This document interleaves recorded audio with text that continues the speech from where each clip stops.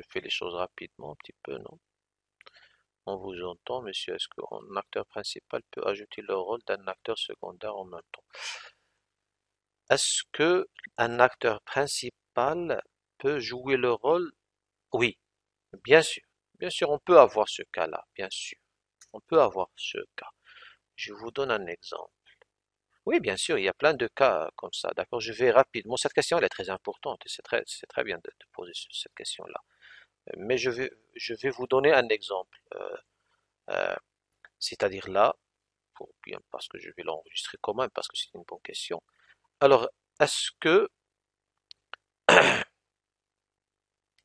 voilà, est-ce que un acteur, je vais me permettre d'ajouter ici un T. Donc, monsieur, est-ce qu'un acteur principal peut jouer le rôle d'un acteur secondaire en même temps? Oui. Donc, la réponse est oui. L'exemple, on donne un exemple. Alors, il y a un acteur, je vais chercher un acteur rapidement. D'accord, je vais changer. Vous voyez ici, je vais mettre sur l'acte user. D'accord, user, je vais mettre image et je vais mettre ça. D'accord. J'ai besoin de deux acteurs, yak. Alors j'ai besoin de deux acteurs. Hum, je vais dans un premier temps mettre ça comme client. Je vais mettre client, d'accord. Client et je vais mettre un cas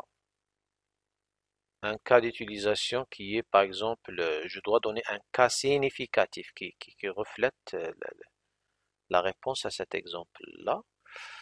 Alors je suis toujours en train de réfléchir, c'est pas grave. Alors voilà. Et on a besoin d'un autre acteur, je vais utiliser le même symbole graphique, d'accord, qu'on peut l'appeler commercial. Commercial, alors commercial, commercial. Alors,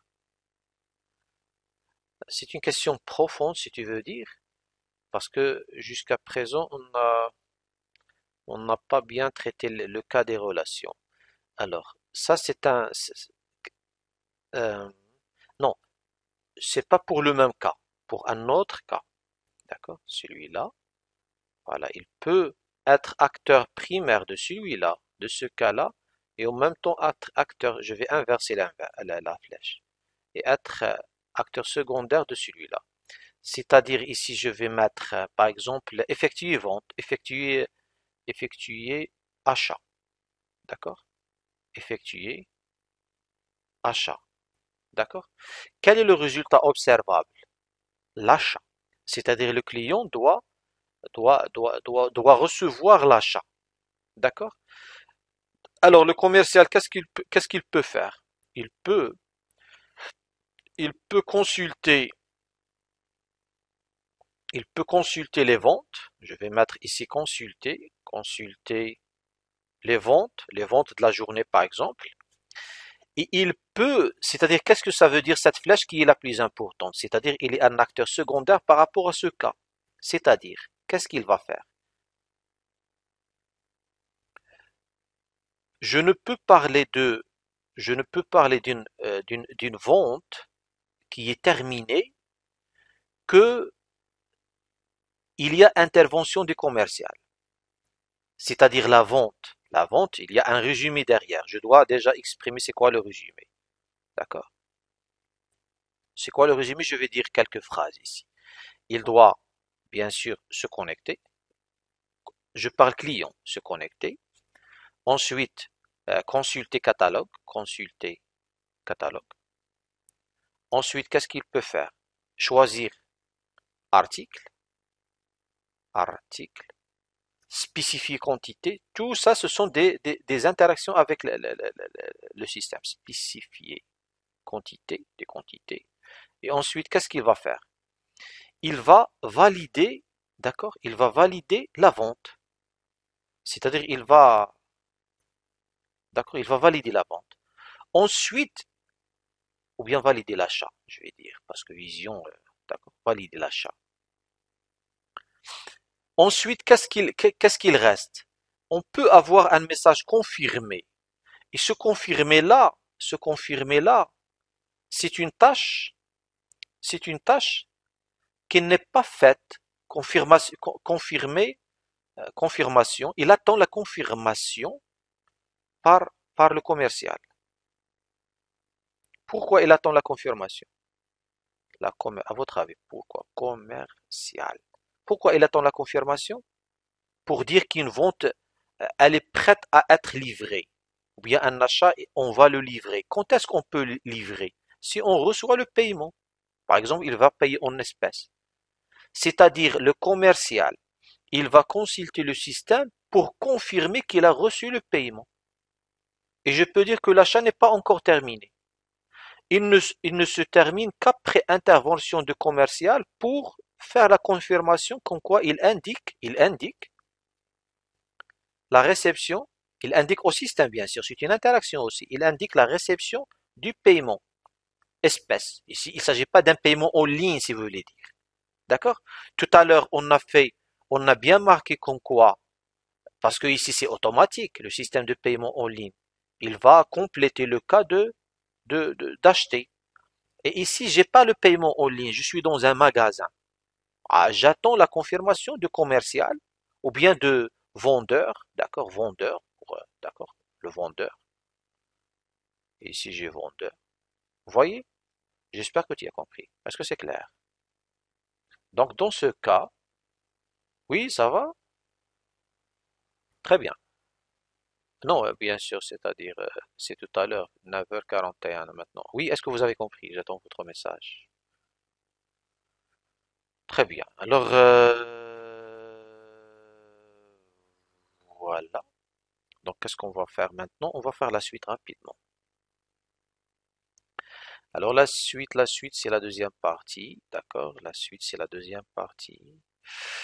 Et je vais faire ceci. Alors, les relations, on a déjà commencé les relations, mais ici, on va présenter le cas général. Alors, il s'agit de 21. Alors, les relations, surtout ici, les relations entre cas d'utilisation. D'accord? Les relations entre les cas. Parce que la relation entre un acteur et un cas, on l'a faite. D'accord? C'est-à-dire, l'acteur utilise un cas. Tout simplement, c'est une relation d'association entre acteur et cas d'utilisation. Maintenant, on va faire les relations entre les cas d'utilisation. Alors, les relations, il y a les relations qui sont présentes dans le diagramme de cas, c'est-à-dire les relations entre cas d'utilisation sont relations d'inclusion, relations d'extension, relations de généralisation. Alors, on va commencer par les relations d'inclusion. La relation qui existe entre les cas d'utilisation sont, voilà, ça c'est la même chose, d'accord. Alors maintenant, ça le redondant. Alors, l'inclusion entre cas, elle permet d'inclure une sous-fonctionnalité obligatoire. Inclure, regardez, cette première phrase résume tout, d'accord. Inclure une sous-fonctionnalité obligatoire. C'est-à-dire, si je vais traduire ceci, qu'est-ce que je veux dire? L'utilisateur, il va réaliser A. Il va faire A par le système. Par exemple, passer commande, c'est A. Mais le B, c'est une sous-fonctionnalité de... Parce que les interactions, regarde, je peux ça c'est l'ensemble des interactions à faire. Dans un premier temps, il y a des premières interactions, regarde. Ou bien toutes ces fonctionnalités-là, ça concerne le A. Pour dire que je vais réaliser complètement A, toutes ces tâches ou bien toutes ces interactions doivent être effectuées.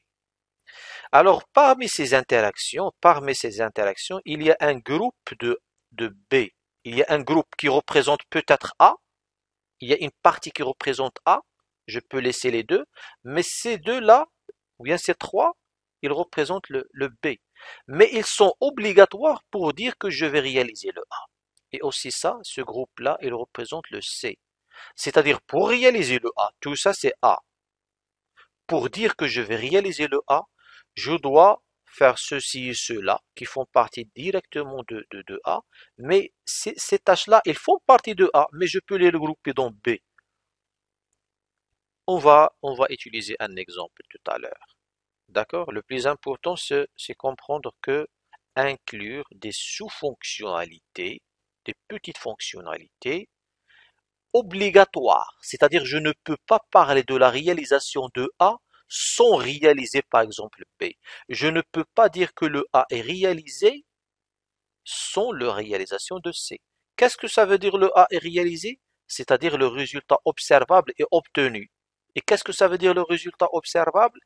Il représente la dernière interaction entre l'acteur et le système. Il s'agit de messages de confirmation, par exemple, vont terminer. C'est quoi le résultat observable? C'est vont terminer. C'est quoi le résultat observable si tu vas envoyer un message? Message envoyé. Donc, ici, c'est envoyer message. Regardez, on va faire un exemple rapidement avec Google. C'est un très bon exemple. Alors ici, si je vais mettre, nouveau message, l'objectif c'est quoi? Envoyer un message. Mais si je vais mettre include quoi? Regardez ici. Vous devez indiquer au moins un destinataire. Donc, même sélectionner quoi? Un, un email ou bien un destinataire, d'accord? Sélectionner un destinataire, c'est obligatoire. Sélectionner destinataire, c'est une sous-fonctionnalité qui est obligatoire pour réaliser le cas envoyer message, d'accord? Donc voilà, ça c'est un exemple. Alors, maintenant pour le cas de passer commande, regardez ici. Comment interpréter ça? L'objectif principal de passer commande, le message final à envoyer c'est commande passée ou bien commande réalisée ou bien commande enregistrée. Mais avant d'avoir ça, je dois m'authentifier. Je ne peux pas passer une commande sans authentification. Je ne peux pas dire que la commande est passée sans paiement. Et ça, c'est une vision de mon système parce que ça dépend de qu'est-ce qu'on veut faire exactement. C'est-à-dire, il y a, par exemple, 3 magasins. Chaque magasin souhaite réaliser un système de gestion de commandes. D'accord? Pas obligatoirement que je vais avoir le même cas d'utilisation pour les 3 magasins. Chaque magasin pense à sa manière. C'est-à-dire, le magasin A, il existe cette manière-là. Pour passer la commande, il faut s'authentifier. Mais pour le magasin B, il dit voilà, moi je peux passer la commande directement. C'est pas la peine de s'authentifier. Ce qui est important pour moi, c'est le paiement. D'accord? Et ainsi de suite. Ça dépend. Donc, on va voir des exemples. Alors, voilà, un autre exemple, vous voyez ici, c'est simple. Voilà, ça c'est aussi passer. Pour passer commande, je dois valider le panier, je dois m'authentifier, je dois faire le paiement. Ici, l'ordre, ce n'est pas une chose très importante dans les diagrammes de cas d'utilisation, c'est que il n'y a pas de concept d'ordre dans, entre cas dans un diagramme de cas. Pour préciser l'ordre ou bien pour spécifier l'ordre, il faut utiliser un diagramme de séquence. Donc, il n'y a pas d'ordre. Soit je fais valider panier en haut ou bien en bas, ça revient en même. D'accord? Alors, ici, attention, ces diagrammes de cas n'ont aucun sens. Alors ici, c'est vrai, j'ai pas parlé de ce qu'on appelle cas de base. Sur- Par contre, j'ai parlé normalement, certainement. Certainement. Voilà, cas de base, c'est celui-là. D'accord? On n'a pas dit, mais il y a ce qui est important dans un diagramme de cas, il faut déjà faire la différence entre un cas de base et un cas d'inclusion. C'est quoi un cas de base ici? Tout simplement, il est relié directement à l'acteur. D'accord? Le cas de base est relié directement à l'acteur. Le cas d'inclusion, il n'est pas relié à l'acteur. Par contre, parfois, je peux faire ça. Dans des cas, mais il faut faire attention. Hein, d'accord? Il faut que ça soit bien justifié. Alors, maintenant, je reviens ici. D'accord? Voilà. Regardez tout à l'heure le sens. Un cas d'inclusion, le sens de la flèche, c'est important. Le cas de base inclut le cas d'inclusion. Ici, c'est faux. Cette représentation graphique n'a aucun sens. D'accord? N'a aucun sens. Donc il faut faire attention avec ce genre de représentation. Pour moi, ce diagramme, il est complètement faux. Ça c'est un exemple générique. Ça c'est un exemple concret. Donc user, pour payer commande, créer commande. Ah, d'accord. Ça c'est pas bien. Donc, je pense qu'il faut plus faire ceci. D'accord? Maintenant, en éliminant cette relation, il y a un sens. Sinon, ici, tu as le choix soit d'inverser la flèche pour avoir un sens, ou bien c'est-à-dire c'est le cas A qui est le cas de base. D'accord? Il y en a deux choix. Soit ça, ou bien cette modification. Alors ça, c'est une chose importante. Attention, ce diagramme de cas ne respecte pas les bonnes pratiques. Gérer comment? Ah, parce que, parce qu'on a dit par définition, je vais l'écrire ici, bloc-notes. Un diagramme de cas, un diagramme. Mais ça, c'est en général, c'est pas bien, mais les gens le font. Alors pourquoi moi je préfère ne pas le mettre? Parce qu'un diagramme de cas, ou bien un cas, je vais dire un cas, fournit un résultat observable. S'il ne fournit pas un résultat observable, il ne s'agit pas d'un cas. Ça, c'est par définition un cas. Si je vous demande c'est quoi le résultat observable de gérer commande, est-ce qu'il y a un résultat observable? Non, il n'y a pas de résultat observable. Gérer commande. Par contre, il y a un résultat observable pour créer commande. Je peux dire que créer commande, elle a un résultat observable, c'est-à-dire la commande créée. Payer commande aussi, il y a un résultat observable qui est commande payée. Ici, il y a un résultat observable qui est commande annulée. Ici, il y a un résultat observable qui est commande gérée. C'est quoi gérer? Gérer, c'est déjà abstrait. Gérer, gérer une chose, ici pour notre commande, c'est plus faire la création, le paiement, l'annulation et ainsi de suite. Ce sont la gestion. Mais ça, c'est la première manière de voir ce diagramme, pourquoi il est incorrect. La deuxième chose, la deuxième justification, c'est que ici, on a dit que je ne peux réaliser celui-là seulement si je réalise l'ensemble des cas. Par définition, les cas d'inclusion. C'est-à-dire, comment traduire celui-là? Je ne peux pas parler de gestion d'une commande gérée, le résultat observable commande gérée. Je ne peux pas parler d'une commande gérée sans parler de, d'accord? Ou bien sans faire à la fois, créer la commande, payer la commande, annuler la commande. Mais déjà, ces trois choses n'ont aucune relation entre elles. D'accord? Donc, la bonne pratique à faire, c'est quoi? C'est plus recommandé de le représenter de cette manière. Parce que ici, gérer, il contient plusieurs choses derrière. Ça mérite d'être un système à part. Gestion de commande. Donc, plutôt la gestion de commande, d'accord, gestion de commande. Donc, si je vais mettre gestion des commandes, je peux dire que dans le système de gestion de commande, je vais créer une commande, payer une commande, annuler une commande. Donc, au lieu de ce diagramme-là, il faut utiliser celui-là dans les bonnes pratiques. Malheureusement, ce genre de diagramme, il existe beaucoup sur le net, d'accord? Mais pour moi, c'est faux, d'accord? Donc c'est faux, je vais publier cette vidéo sur l'internet et les gens qui sont ils peuvent discuter sans aucun problème. D'accord? Parce qu'on se base sur des définitions. D'accord? Un résultat observable et la relation entre un cas de base et les cas d'inclusion. Alors, maintenant on a terminé avec les relations d'inclusion. Maintenant on passe aux relations euh, d'extension. Voilà. Les relations d'extension, comme le cas des inclusions, il y a un cas de base, il y a un cas d'extension. Le cas B est en A. C'est-à-dire, il complète, non, il complète pas, mais une- on va le traduire une fois le A est réalisé. Regardez ici la différence entre le cas d'inclusion et le cas d'extension.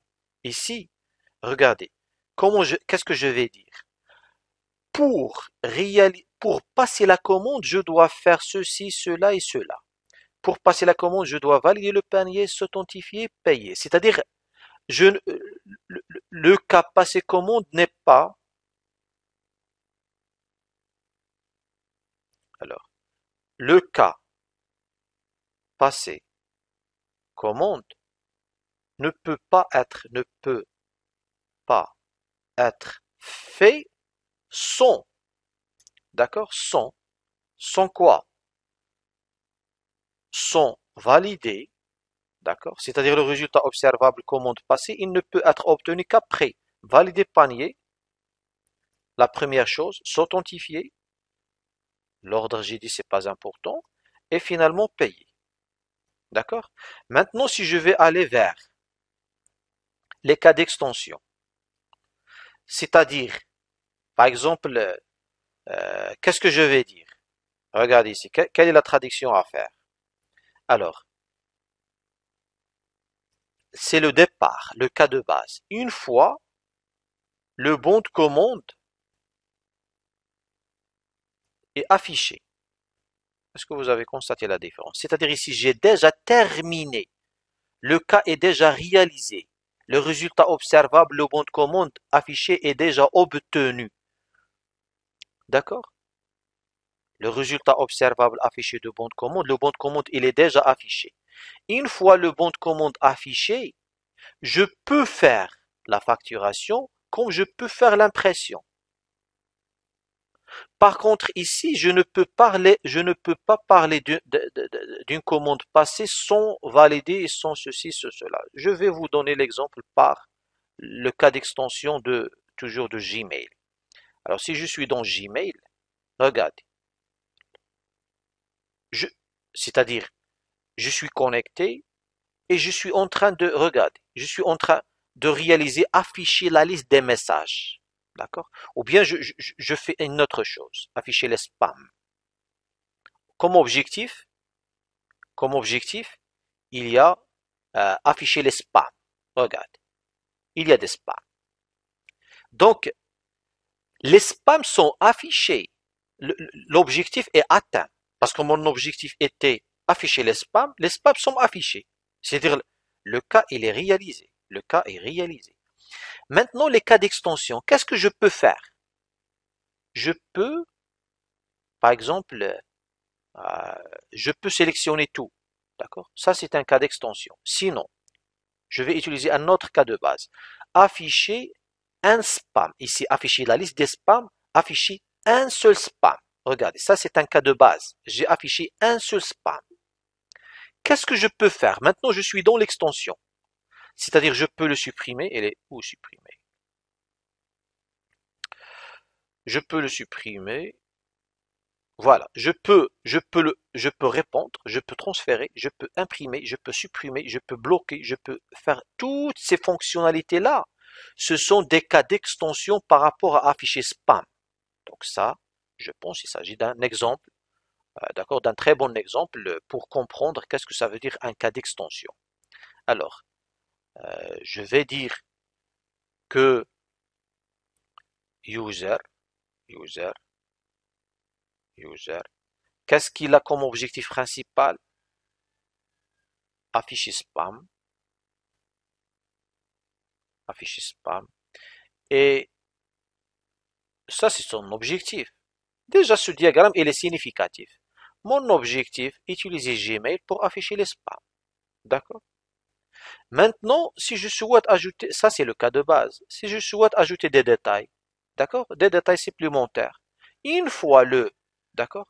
Une fois le, le spam est affiché, je peux utiliser des extensions. Regardez l'extension, normalement la flèche est inversée.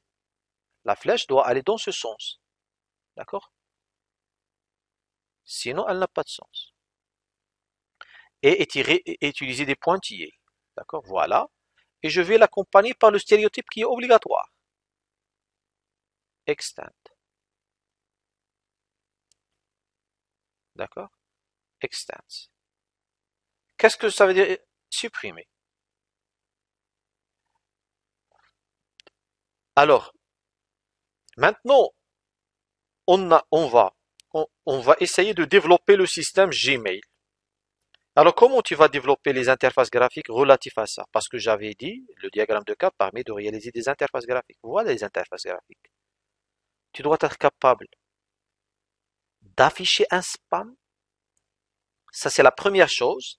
Et ensuite, tu as la fonctionnalité supprimer message, supprimer spam. Tu vois? Supprimer les. Voilà, supprimer ce message. C'est-à-dire à partir de cette manière de voir les choses, supprimer, et il vaut mieux écrire spam pour plus de sens, complément. Supprimer spam. D'accord? Maintenant, je peux imaginer l'interface graphique derrière à ça. C'est-à-dire, une fois le message est affiché, je vais proposer à supprimer, la fonctionnalité supprimer message. Au contraire de l'inclusion, donnez-moi par exemple un cas qui nécessite, qui nécessite l'inclusion pour afficher spam.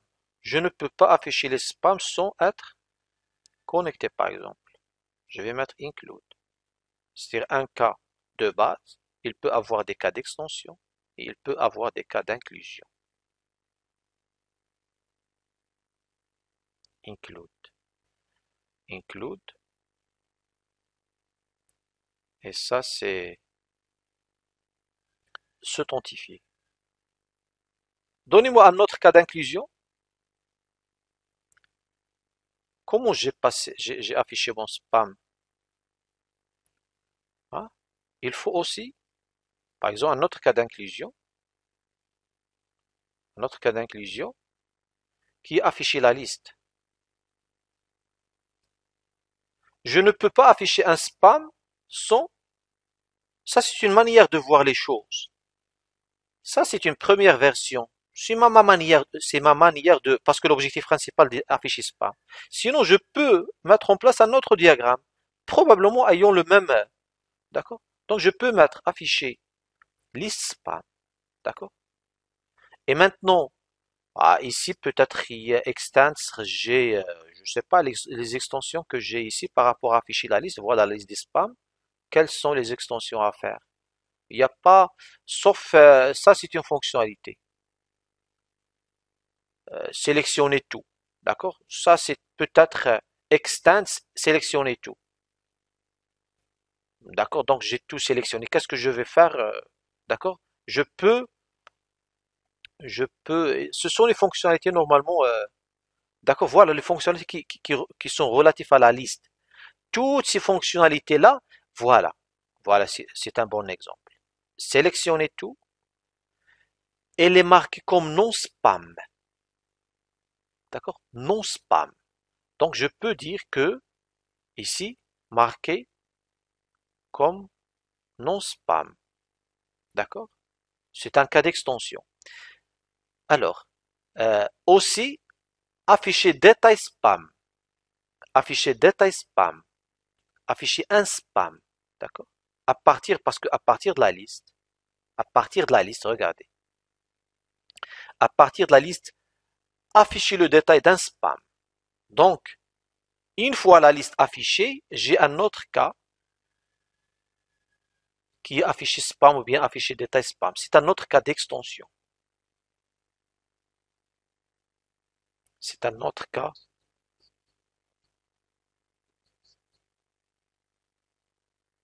D'accord.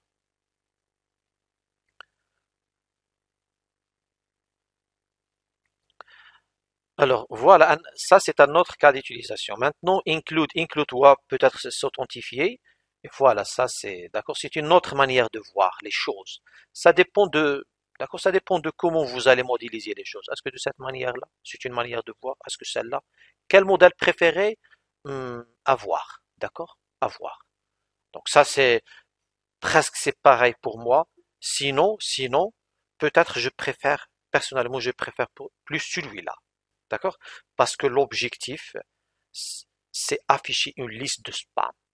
D'accord? Ça, c'est un bon objectif. Par exemple, afficher un spam, hmm, comment tu vas déjà y accéder par le biais de, d'accord, include afficher spam. Regardez maintenant, afficher la liste des spams, elle est où? C'est pas un cas de base, mais c'est un cas d'inclusion. Pourquoi c'est un cas d'inclusion? Parce que je ne peux pas afficher un message, un spam, sans passer par afficher la liste. Donc, il faut tout d'abord afficher la liste des spams, et par la suite, tu peux afficher le spam. Ici, j'ai inversé. Maintenant, j'ai affiché la liste des spams. Et afficher un spam, c'est un choix. C'est une extension. Je ne suis pas obligé. C'est-à-dire, j'affiche la liste des spams et c'est bon, la liste est affichée. Je ne peux pas afficher un spam sans que la liste est affichée. Donc, il faut savoir très bien se positionner et surtout interpréter. Accepte. Alors voilà, donc pour les cas d'extension, la même chose. Regardez ici les gens en général. Et personnellement, j'aime pas cette erreur-là. Donc pour vous, nous, entre nous, on va pas la faire. Il faut pas mettre un cas ainsi. Même si, d'après l'expérience, j'insiste beaucoup sur les étudiants pour ne pas le faire, ils le fassent.